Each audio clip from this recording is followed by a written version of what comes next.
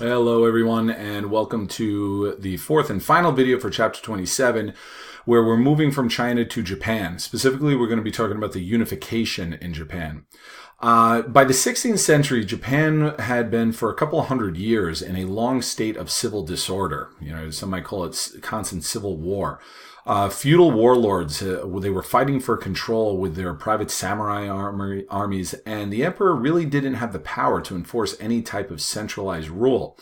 Remember, you look at the social pyramid in Japan, and the emperor is largely a figurehead. The Japanese emperor is very different in terms of the power, in terms of the role that he plays in the government than the Chinese emperor.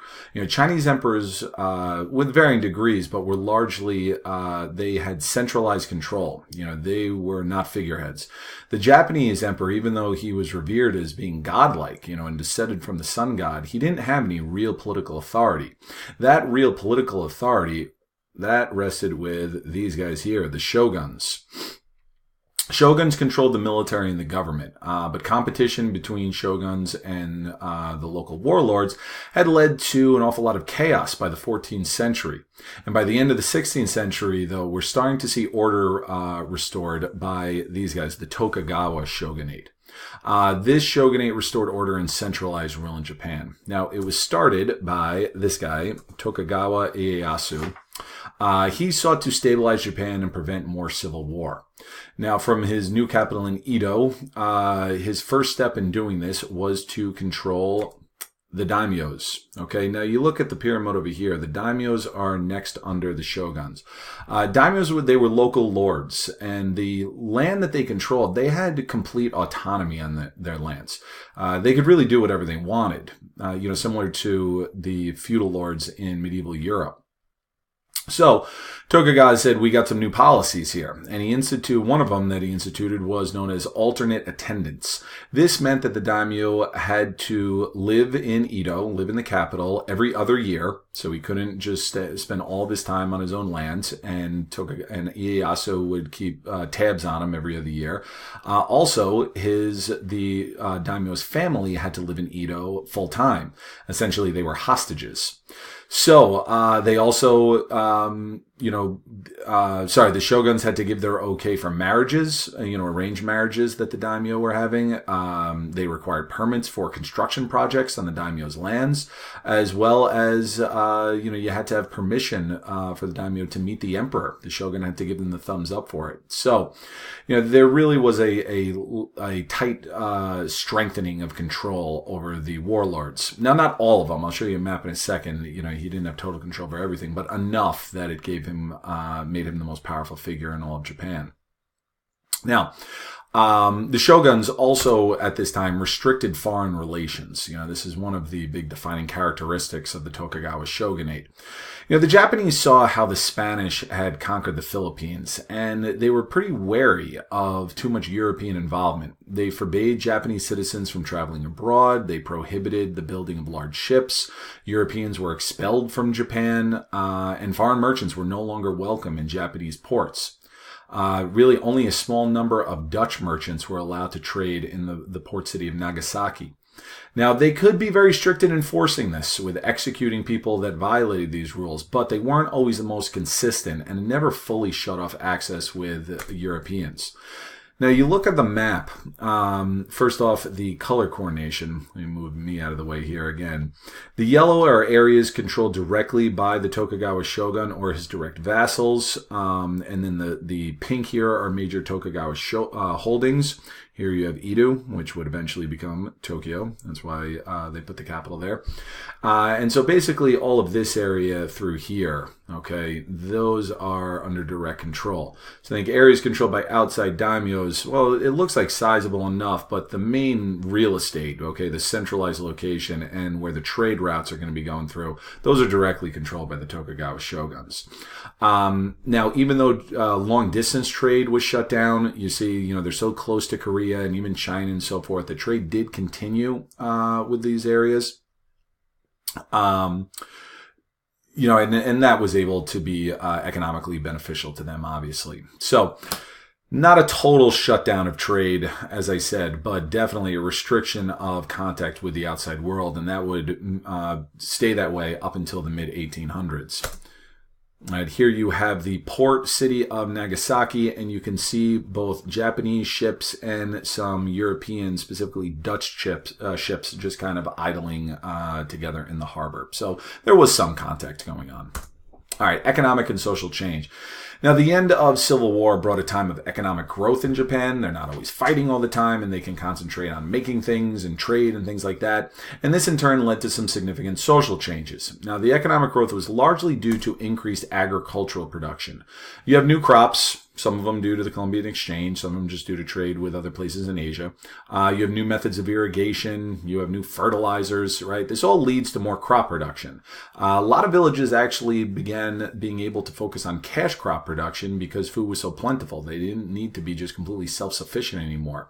And as always, more food leads to more people, population growth. You know, Japan's population grew rapidly in the 1600s. This actually led to families having less children and family planning because resources became more strained. Unfortunately, infanticide was practiced. This practice, it was colloquially known as thinning the rice shoots, and this was practiced up until the 1800s. Now, the peace brought by the Tokugawa shogunate also led to some changes in society. The warrior class of daimyos and samurais, they controlled everything prior to this time period because it was a very violent period. Now, peace led to a decrease in the status of warriors. This was not just in terms of importance, this was also economic status, as they couldn't rely on the rice tributes from peasants anymore. This period also saw widespread urbanizations. Trade leads to an increase in urban centers, right? And Japanese merchants, they were becoming fairly wealthy. And despite being afforded low status, right, hopefully you guys picked up on that in the social pyramid, this was due to Confucian influences, right? What we talked about in the previous video with China about merchants being on the bottom. You know, so despite this low status, they still had significant economic wealth.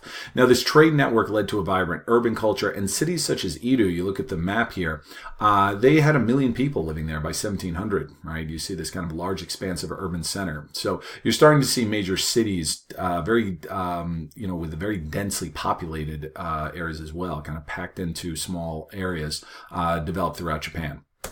Now, culture and education. As I just said, you know, with the status of merchants, Chinese influence was still felt throughout the circles of Japanese life. Upper classes, they learned to speak Chinese, they learned to write in Chinese characters. Confucianism was still a very influential philosophy. By this time, though, we were starting to see a shift from old school Confucianism into Neo-Confucianism, right, which we talked about previously in this chapter. It was promoted by the shoguns for the same reason why it was promoted by the Ming and the Qing emperors, because of the values like obedience and loyalty and filial piety and so forth. It actually was the official ideology of the Tokugawa shoguns. Now, despite this, you did see an awful lot of native learning. I should say, in spite of this, actually. Many Japanese intellectuals wanted to maintain a sense of Japanese identity. They didn't want to lose that. Some went so far as to outright reject Neo-Confucianism and Buddhism as foreign imports. You know, they took a somewhat ethnocentric or xenophobic approach to spurning anything that wasn't Japanese.